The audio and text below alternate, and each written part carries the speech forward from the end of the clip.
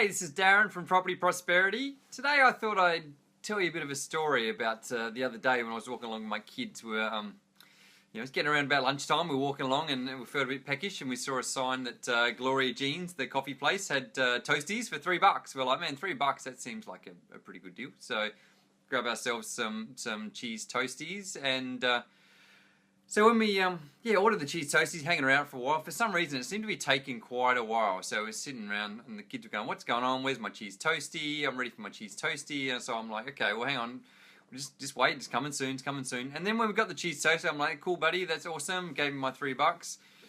And then I looked at it, and then it just didn't look right. It just looked a bit soggy looking. And I looked at it and then turned it over. On the other side, it was totally cooked and looked really perfect, golden brown. The other side, it was white and soggy, and I said to the guy, I'm like, this, I think something's wrong with your toastie here. It's like one side's really soggy and not cooked at all, and the other side's perfect. So, what's going? Do you know what's going on with it? And he's like, yeah. Our toastie maker's broken. I'm like, did you know that before you cooked it? And he's like, yeah. But I've told the boss that it's broken, but he hasn't fixed it. And I'm like, but my toastie's all soggy on one side and then it's all cooked on the other side. And he's like, yeah, what am I going to do? I've told the boss to fix it and he hasn't fixed it. And I'm like, well, I don't know. Like, how are we going to eat this toastie when it's all soggy on one side and not soggy on the other? And he's like, I don't know.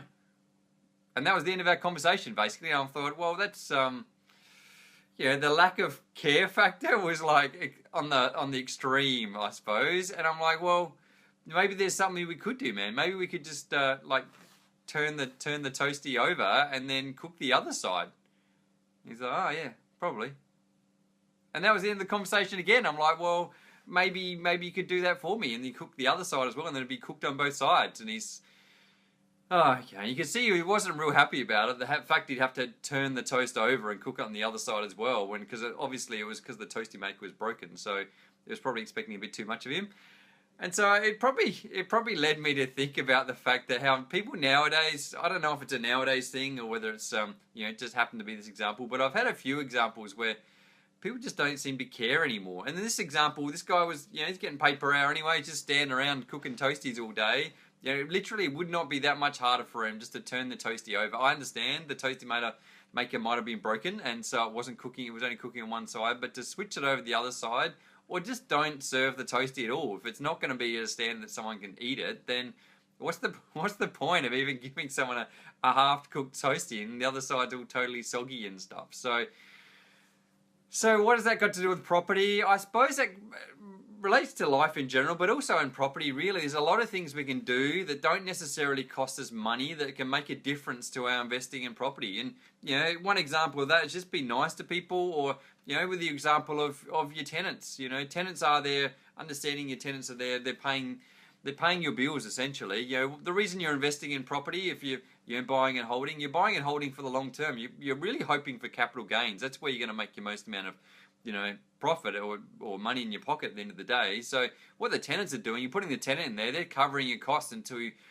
giving you more time, waiting for the market to go up, and then you can end up with your capital gains. So you really got to value your tenants, because the tenants are the ones that are going to give you that time. So get a tenant that's going to look after your house and just, not trash it, and keep paying you rent in that period of time while you're waiting for the market to improve. It's like gold. And so if you get a tenant, the key is to be really nice to them, because they're the ones that are going to be looking after your house that period of time. So everything you can do to make them slightly happier, and just to, just at the end of the day, if you're nice to them, then hopefully they'll be nice to you. And so again, you don't want to, hey Darren, thanks for joining Ashley. So I suppose what I'm just saying is, if just do stuff that just shows you care a little bit about that person's situation. And it might be that you're a bit more flexible. You don't necessarily want people to take advantage of you to a degree, but you might be flexible with their situation. It might be, you might give them a couple of days grace if they don't get behind on their rent, or it might be that you just, if they've done a good job buying some movie tickets, and just say, thanks very much for paying my rent on time and not trashing my house. I really, really appreciate it. Why don't you take your family out to the movies or something like that? And so, for the sake of $20, that could be the difference between a tenant trashing a house and not trashing a house. So, there's lots of examples, and this goes running a business as well. You can really just show you care to people and just show you really, care about their situation, not focus purely on your, what's best for you. You really focus on what's best for them. Because I know from my perspective, I really believe in karma, and so I'm just hoping if I'm nice to people, then at some point in time they'll be nice to me back. And there's occasionally people aren't nice to people, and they're not nice to me as well. And I just have to say, hey, well, if they're not nice to me, then maybe someone won't be nice to them in the future. So hopefully that's made you think about, just how you operate in your day-to-day life, but also how you may operate in the world of property. Is if there's anything you can do that show you care about people just slightly more than otherwise they'd expect, then I think that really makes a big difference. And I think you'll find that, it's going to come back to you. So I suppose it's a little bit like just putting something away for a rainy day, just investing in your relationships with people at the end of the day. That's what showing you care means. If you're investing in a relationship, you can give and give and give, and at some point in time you might need something from somebody, and because you've helped them along the way, then hopefully they'll return that favor back to you. And you can't expect to return the favor, but hopefully just by the fact you've been nice to people, hopefully they'll be nice to you as well. So that's probably my take on it today. It's just be nice to people, just show you care, and hopefully you'll get the benefit from that in the future. So what I'd like to do today too is, I know anyone that's been watching my Facebook Live, my Facebook videos and my YouTube videos over the last few months or so, I've tried to give as much information as I possibly can about a whole range of topics. But if someone's got something they'd like to talk about, like me to talk about, or they've got some questions or queries they're not sure about, they're welcome to put a comment in the comment box, and I'm happy to answer any of your questions. Or if you've got a problem right now, you're not really sure how to deal with it, you really think, maybe I need a second opinion, then happy to hit me up. Send me a Facebook message or any way of communicating with me. My details are all over the place. So send me a Facebook message, and I'm happy to book a 10-minute call with you, have a quick chat with you, see if there's anything I can do, try and put them in the right direction. At the end of the day, I've been involved in thousands of property transactions, so I'll probably will know the answer to you.